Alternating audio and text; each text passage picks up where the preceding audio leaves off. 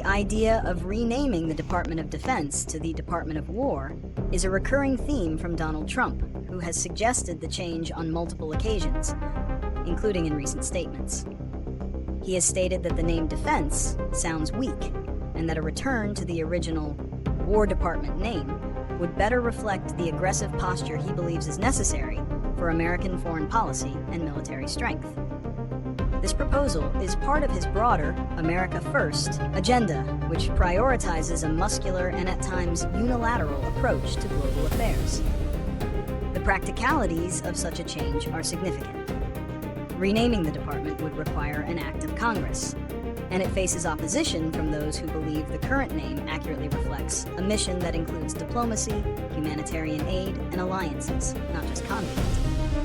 While his administration has been aggressive in other areas, it remains to be seen if this particular proposal will gain the necessary political traction to move from an idea to a legislative reality. The debate surrounding it highlights the ideological divide over the role of the United States. Arguments for renaming the Department of Defense to the Department of War are largely rooted in a desire for a more direct and assertive approach to foreign policy. Proponents, including Donald Trump, argue that defense is a weak and politically correct term that doesn't accurately reflect the department's mission, which often involves offensive military operations. They suggest that the original name, under which the U.S. won both World War I and World War II, Projects Strength and Resolve.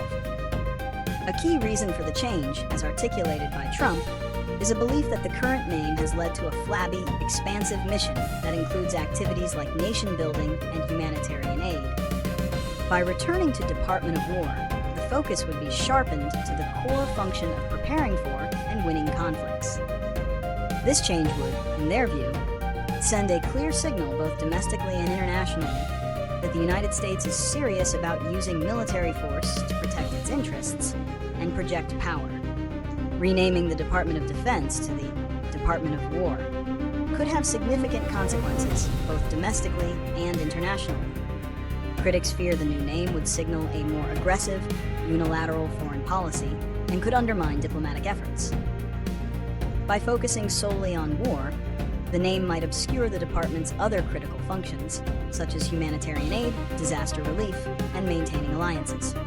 This could be seen as a retreat from the post-World War II global order that sought to prioritize diplomacy and collective security. Domestically, the change could lead to legal and logistical challenges, as the department's name is enshrined in law. It could also shift public perception, potentially normalizing conflict and making military actions seem more inevitable.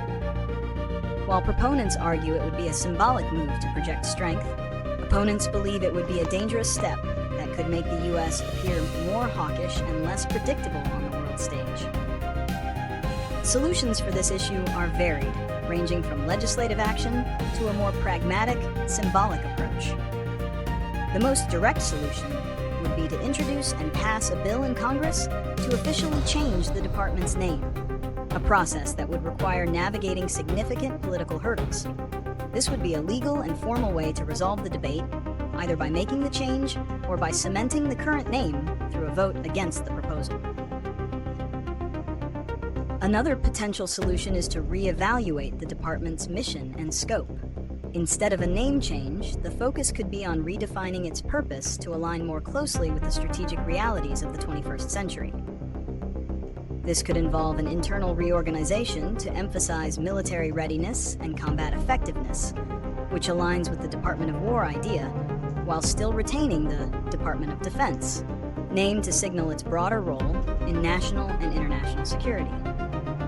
A third, less formal solution would be to simply use the Department of War terminology in political rhetoric without seeking a legal name change.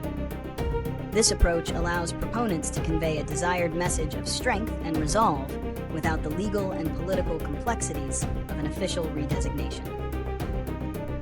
This could be a way to have the symbolic impact without the broader consequences and legislative battles.